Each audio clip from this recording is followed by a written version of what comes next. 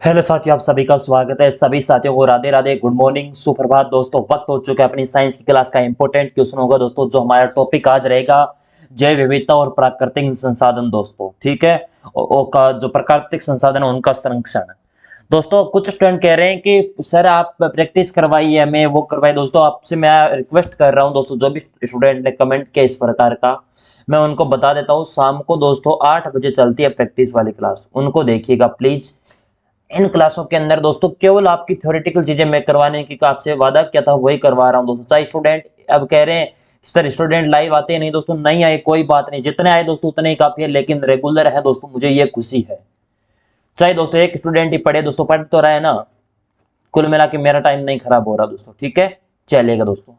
अब साइंस का दोस्तों एक दो क्लास और होगी, उसके बाद साइंस का निपटारा हो जाएगा, उसके बाद इस क्लास को बंद कर देंगे, ठीक है, चलेगा। भारत में प्रोजेक्ट टाइगर की शुरुआत कब हुई दोस्तों? प्रोजेक्ट टाइगर की 15 अगस्त 1950, 20 सितंबर 1986, 1 अप्रैल 1973, 26 जनवरी 1986। आपसे पूछा है भारत में जो प्रोजेक्ट टाइगर है उसकी शुरुआत आपसे पूछी है दोस्तों, तो बताना है ये होती है 1 अप्रैल 1973 1973 के अंदर। तो सर ये क्या होता है? बाघों को संरक्षण देने के लिए दोस्तों इसको शुरू किया जाता है, बाघों को संरक्षण देने हेतु, संरक्षण देने हेतु। और पहला जिम कार्बेट राष्ट्रीय उद्यान कौन सा है बाघों को संरक्षण देने वाला दोस्तों? जिम है जिम कार्बेट, जिम कार्बेट राष्ट्रीय उद्यान, ये आपका हो जाएगा। और ये कहां पर है आपका? उत्तराखंड के अंदर। कौन सा खंड है? उत्तराखंड में दोस्तों आपका हो जाएगा जिम कार्बेट राष्ट्रीय उद्यान दोस्तों। 1 अप्रैल 1973 को इस भारत में प्रोजेक्ट टाइगर है इसकी शुरुआत होती है, और जिम कार्बेट राष्ट्रीय नेशनल उद्यान से दोस्तों इसकी उत्तराखंड से शुरुआत है, वो मानी जाती है दोस्तों। ऑप्शन इसी आपका सही हो जाएगा। अगला क्वेश्चन, ग्रीन हाउस के प्रभाव के बारे में सर्वप्रथम किस वैज्ञानिक ने बताया? फुरियर, ओरिनियस, फ्रांसिस क्रेक या विलियम हार्वे दोस्तों? ग्रीन हाउस प्रभाव के बारे में सर्वप्रथम किस वैज्ञानिक के द्वारा बताया गया था दोस्तों? इसके बारे में बताइएगा।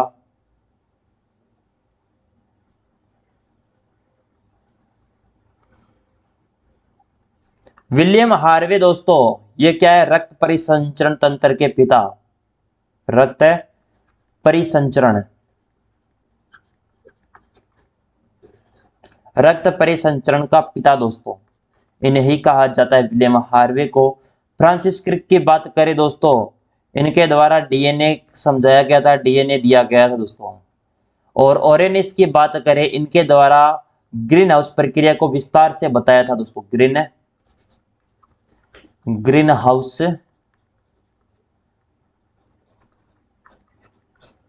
प्रक्रिया के बारे में विस्तार से, प्रक्रिया के बारे में विस्तार से बताने वाले कौन थे? ओरिनियस। और आपके फ्यूसिस ने दोस्तों सर्वप्रथम ग्रीन हाउस के बारे में बताया था। फुरियर दोस्तों याद रखना, ओरिनियस ने दोस्तों ग्रीन हाउस के बारे प्रक्रिया के बारे में विस्तार से समझाने का कार्य इनके द्वारा। फ्रांसिस क्रिक के डीएनए का, विलियम हार्वे रक्त परिसंचरण तंत्र का पिता दोस्तों कहा जाता है। चलिएगा अगला क्वेश्चन, भारत का सबसे बड़ा और सबसे पुराना वनस्पति उद्यान स्थित है? लखनऊ, सिंहपुर, सहारनपुर, दार्जिलिंग दोस्तों? भारत का सबसे बड़ा और सबसे पुराना,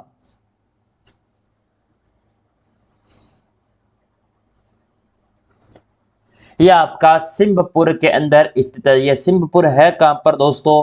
हावड़ा। और हावड़ा कहां पर है दोस्तों? कोलकाता, या कलकत्ता या कोलकाता दोस्तों, ठीक है, यहां पर आपका अवस्थित है।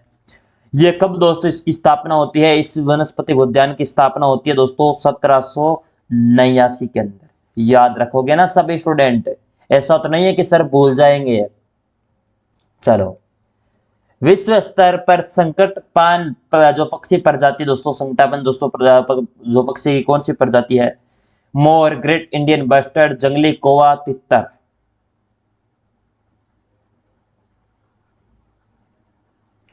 वह ग्रेट इंडियन बस्टर्ड दोस्तों, विश्व स्तर पर संकटग्रस्त प्रजाति है ये। और ये किसकी है? गोडावण। कौन सा है? गोडावण दोस्तों। और राज्य का राज्य पक्षी भी है दोस्तों, राज्य का राज्य पक्षी, ये पूछ लिया जाए दोस्तों। आपने राजस्थान को राज्य राज्य पक्षी कौन है? गोडावण दोस्तों। चलिएगा अगला क्वेश्चन। जैव मंडल सुरक्षित क्षेत्र वह भाग है जो कानूनी रूप से सुरक्षित होता है और जो जहां मानव की किसी गतिविधियों के आज्ञा नहीं होती, वह क्या कहलाता है? क्रोध क्षेत्र, बफर क्षेत्र, प्रागमन क्षेत्र या पुनः क्षेत्र या अनुत्तरित पर्सन?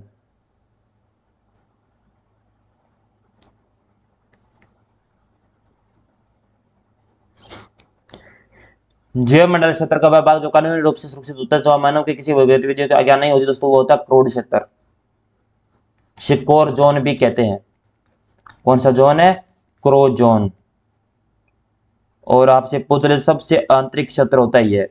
बफर क्षेत्र होता है ये, मध्य क्षेत्र होता है जहां पर क्या होती है? शिक्षा अनुसंधान संबंधी मानव क्रिया करने की अनुमति यहां पर होती है दोस्तों। और परागमन क्षेत्र हो गया दोस्तों जो बाहरी क्षेत्र है। मध्य क्षेत्र में सारी प्रक्रिया करने की अनुमति होती है, लेकिन क्रोध जोन या क्रोध क्षेत्र के अंदर दोस्तों नहीं होती। चलिएगा ये इस प्रकार का होता है दोस्तों। ये बाहरी क्षेत्र, उसके बाद इसका मध्य क्षेत्र और ये आपका क्रोध जोन, इसमें अनुमति नहीं होती। चलिएगा भारत सरकार द्वारा वन्य जीव संरक्षण अधिनियम पारित किया गया था 1952, 1972, 1958, 1973। वन्य जीव संरक्षण अधिनियम बताइएगा।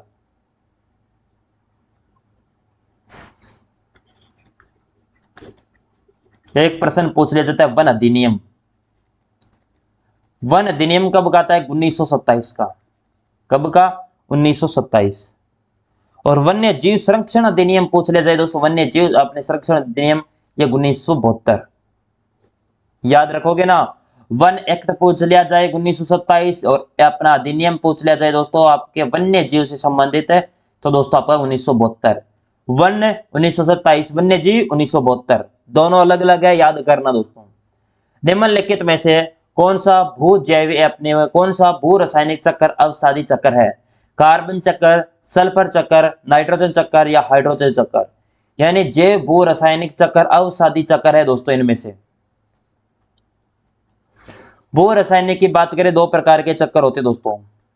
किस प्रकार के? एक तो होता है दोस्तों गैसीय चक्कर, गैसीय चक्कर, और एक होता है दोस्तों आपका अवसादी चक्कर, अवसादी चक्कर। इसका स्रोत क्या होता है? मुख्यतः दोस्तों स्रोत होता है वायुमंडलीय गैस, वायुमंडलीय गैस, ये प्रमुख स्रोत होता है।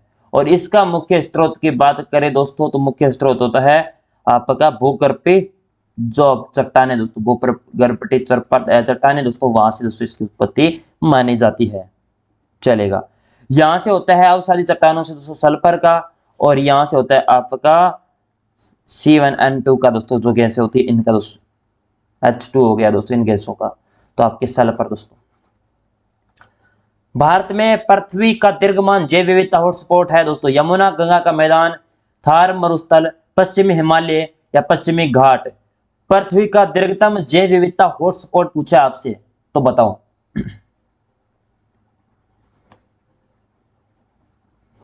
जैव विविधता हॉटस्पॉट की अवधारणा किसने दी? सर्वप्रथम यही प्रश्न बनता है दोस्तों। अवधारणा ये दी जाती है दोस्तों, अवधारणा नॉर्मन है। नॉर्मन कौन था दोस्तों? नॉर्मन मेयर्स के द्वारा ये दोस्तों आपकी अवधारणा दी जाती है। और ये चार दोस्तों बताए थे इनके द्वारा, चार घाट। एक तो दोस्तों पूर्वी हिमालय, कौन सा हिमालय? पूर्वी हिमालय। एक बताया दोस्तों पश्चिमी घाट, कौन सा घाट? पश्चिमी घाट।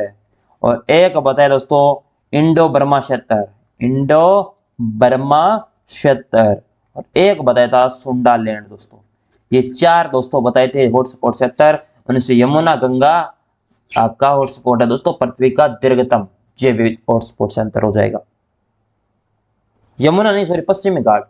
यमुना है नहीं, पश्चिमी घाट है दोस्तों, ऑप्शन डी। चलिएगा अगला क्वेश्चन। अंतरराष्ट्रीय जैव विविधता दिवस किस तारीख को मनाया जाता है? 5 जून, 22 मई, 20 मई, 15 मई दोस्तों, बताओ। अंतरराष्ट्रीय जो जैव विविधता शब्द है दोस्तों, ये किसके द्वारा दिया गया था? शब्द की खोज या किसके द्वारा दोस्तों WG रोजेन के द्वारा। WG अंतरराष्ट्रीय जैव विविधता शब्द दिया था WG रोजेन के द्वारा। और इसे किस वर्ष से दोस्तों इसका ऐलान होता है? 2010 के अंदर। और दशक कौन सा था दोस्तों? याद रखना, दशक था आपका 2011 से 2020। और यह दिवस कब मनाया जाता है? यह दिवस मनाया जाता है आपका 22 मई को दोस्तों, याद रखना। 5 जून को कौन सा मनाया जाता है दोस्तों? याद है क्या? 5 जून को, 5 जून को मनाया जाता है पर्यावरण दिवस, पर्यावरण दिवस। और जैव विविधता अधिनियम आता है भारत सरकार के द्वारा, कब आता है दोस्तों बताओ? जैव विविधता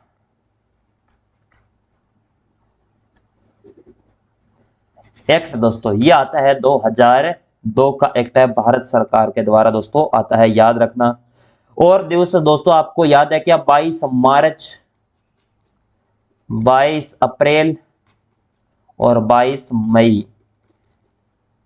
22 मार्च को हम जल बचाएंगे, जल दिवस हो जाएगा। 22 अप्रैल को पृथ्वी बचाएंगे, पृथ्वी दिवस हो जाएगा। और 22 मई को बचाएंगे जैव विविधता, तो जैव विविधता दिवस हो जाएगा दोस्तों।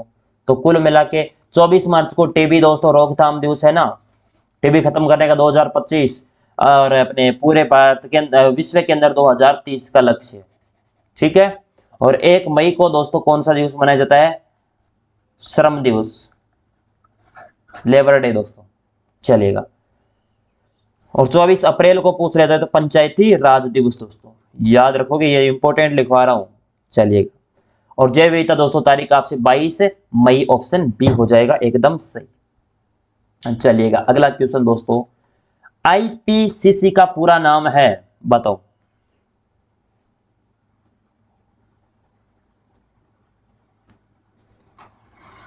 आईपीसीसी का पूरा नाम आपसे पूछा है दोस्तों, बहुत बढ़िया और अच्छे लेवल का क्वेश्चन है।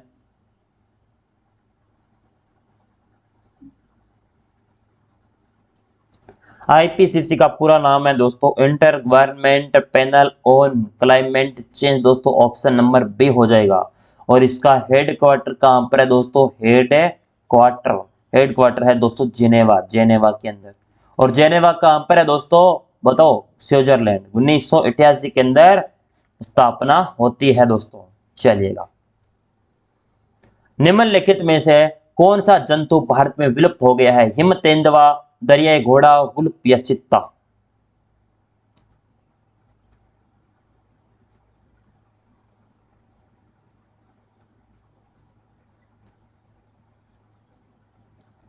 हिम तेंदुआ दोस्तों, और यह हिम तेंदुआ कहां पर? अरुणाचल प्रदेश के अंदर मिलता है दोस्तों, अरुणाचल प्रदेश में, ठीक है। और इसका दोस्तों याद रखना, ये दोस्तों खत्म, विलुप्त होने वाली प्रजाति है, विलुप्त हो गए या मानो दोस्तों इसे।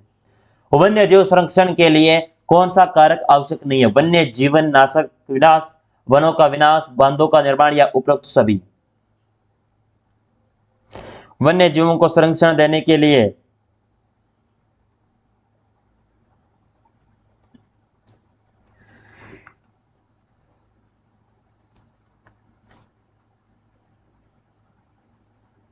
वनों का विनाश दोस्तों ये आवश्यक है, वन्य सारे के नहीं है दोस्तों, आवश्यक नहीं है, ऑप्शन डी।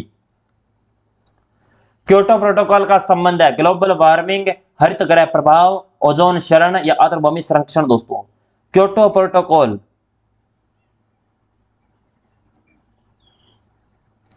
ओजोन क्षरण दोस्तों, इसे मॉन्ट्रियल प्रोटोकॉल के नाम से जाना जाता है दोस्तों, याद रखना, मॉन्ट्रियल प्रोटोकॉल। मॉन्ट्रियल प्रोटोकॉल पूछ लिया जाए दोस्तों तो यही आपका हो जाएगा, याद रखोगे, अपना ओजोन परत से। और ये कब होता है मॉन्ट्रियल प्रोटोकॉल? मॉन्ट्रियल शहर के अंदर, कनाडा के अंदर होता है दोस्तों। और आपसे डेट पूछ ली जाए कब होता है, तो 16 सितंबर 1987 को होता है दोस्तों। और इसीलिए ओजोन दिवस मनाया जाता है कब दोस्तों? 16 सितंबर को। और क्योटो प्रोटोकॉल ग्लोबल वार्मिंग है उससे संबंध हो जाएगा। और ये दोस्तों ग्लोबल वार्मिंग कम करने के लिए दोस्तों इसे दोस्तों प्रोटोकॉल लॉन्च किया जाए कम करने के लिए। और ये कब होता है दोस्तों? ये होता है 11 दिसंबर 1997। और कहां पर होता है? जापान में दोस्तों। Global warming Kyoto protocol Japan के अंदर 11 दिसंबर दोस्तों 1997, मॉन्ट्रियल प्रोटोकॉल कनाडा 16 सितंबर 1987, ओजोन से संबंधित, और आपका क्योटो प्रोटोकॉल ग्लोबल वार्मिंग से संबंधित दोस्तों। चलिए, जैव विविधता को सर्वप्रथम कौन से पृथ्वी सम्मेलन में परिभाषित किया गया था? Johannesburg, Bharat, Brazil, Indonesia. जैव विविधता को सर्वप्रथम कौन से पृथ्वी सम्मेलन में परिभाषित है वो किया गया था दोस्तों? इसका राइट आंसर दीजिएगा। जैव विविधता का अर्थ होता है दोस्तों किसी स्थान पर पाए जाने वाले समस्त जीव जंतु व पेड़ पौधे। वो किया गया था दोस्तों ब्राजील में, और सर्वाधिक जैव विविधता है यहां पर दोस्तों ब्राजील में, सर्वाधिक है जैव विविधता, जैव विविधता वाला देश दोस्तों। सर्वाधिक जैव विविधता वाला देश दोस्तों आपका ब्राजील है। यहां पर दोस्तों कब होता है दोस्तों ये पृथ्वी सम्मेलन? 1992-93 के अंदर दोस्तों, ठीक है। और इसे रियो डी जेनेरिया पृथ्वी सम्मेलन के नाम से भी जाना जाता है दोस्तों, रियो डी जेनेरिया पृथ्वी सम्मेलन के नाम से भी जाना जाता है दोस्तों। याद रखोगे या नहीं रखोगे? सर मैं याद कर ले थे, बता दो, ठीक है। चलिएगा अगला क्वेश्चन दोस्तों, भारत में वन्य जीवों को ह्रास का मुख्य कारण है? पेड़ों का गिरना, पानी के जो पीने के पानी में अनुपलब्धता, प्राकृतिक आवासों का विनाश, या नरभक्षण दोस्तों। वन्य जीवों को मुख्यतः दोस्तों कमी का क्या कारण है? जो प्राकृतिक आवासों का विनाश दोस्तों, वनों का विनाश सर्वाधिक दोस्तों कारण हो जाएगा, ऑप्शन सी। वैश्विक स्तर पर पाई जाने वाली जैव विविधता क्या कहलाती है? अल्फा जैव विविधता, बीटा जैव विविधता, गामा जैव विविधता, ये उपयुक्त में से कोई नहीं।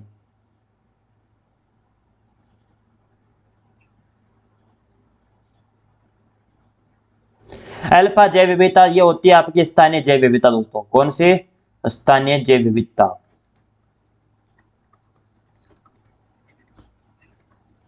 ठीक है। और ये पश्चिमी घाट पर मिलती है दोस्तों। कौन से घाट है? पश्चिमी घाट पर। बीटा जैव विविधता की बात करें दोस्तों, ये वृहद स्तर के अंदर दोस्तों, वृहद स्तर जो काफी स्तर के अंदर मिलती है दोस्तों ये, और ये एशिया महाद्वीप में देखने को मिलती है, एशिया महाद्वीप। और गामा जैव विविधता दोस्तों ये वैश्विक स्तर पर मिलती है। कहां पर? वैश्विक स्तर, और ये आपका गामा जैव विविधता हो जाएगा, ऑप्शन सी।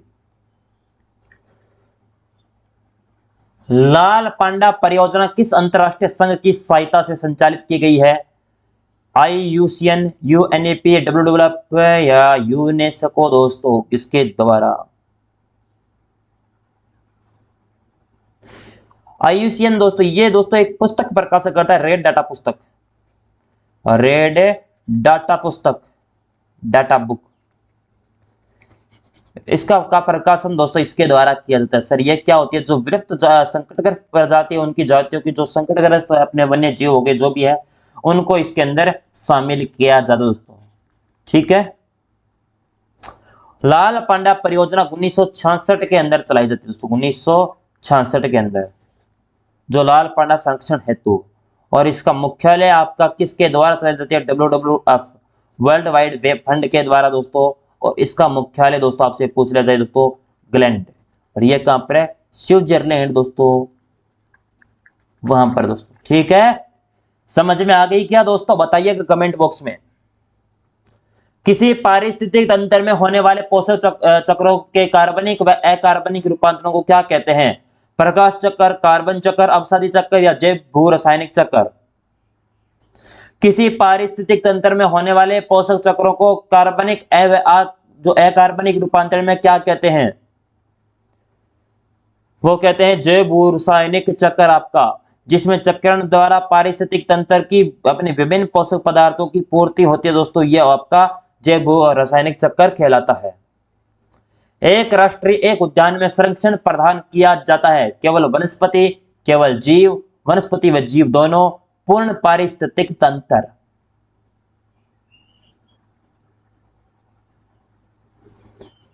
एक राष्ट्रीय उद्यान केंद्र सरकार द्वारा संरक्षित है दोस्तों, केंद्र सरकार द्वारा संरक्षित,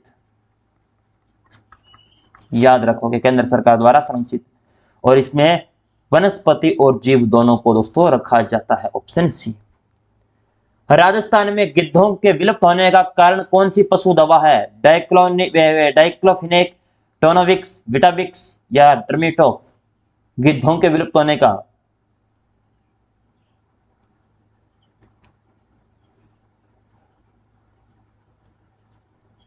ये डाइक्लोफिनेक है दोस्तों।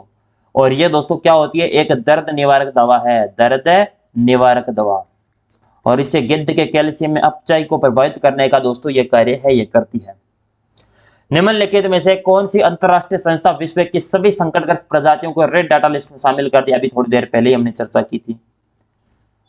रेड डाटा पुस्तक का मतलब होता है रेड डाटा जो संकटग्रस्त प्रजाति दोस्तों, और वह है आपका यूसीएन।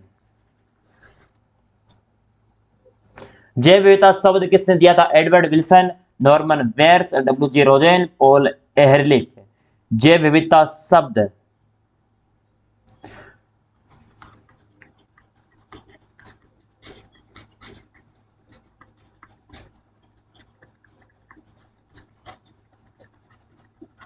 ठीक है। जैव विविधता शब्द का प्रचलन एडवर्ड विल्सन के द्वारा, और आपसे पूछ लिया जाए दोस्तों शब्द दिया किसने था? डब्ल्यू.जी. रोजेन। निम्नलिखित में से कौन सा एक बायोस्फीयर रिजर्व का भाग नहीं है? कोर क्षेत्र, मैनिपुलेशन क्षेत्र, बफर क्षेत्र या मनोरंजन क्षेत्र? बायोस्फीयर रिजर्व का दोस्तों भाग नहीं है मनोरंजन क्षेत्र। एक निश्चित क्षेत्र तक सीमित प्रजाति आपकी एक अन्यत्र कई नई पाई जाती है दोस्तों, कहलाती है विलुप्त प्रजाति, संकटग्रस्त प्रजाति, स्थानीय प्रजाति, विलुप्त प्रजाति, अनुत्तरित प्रश्न।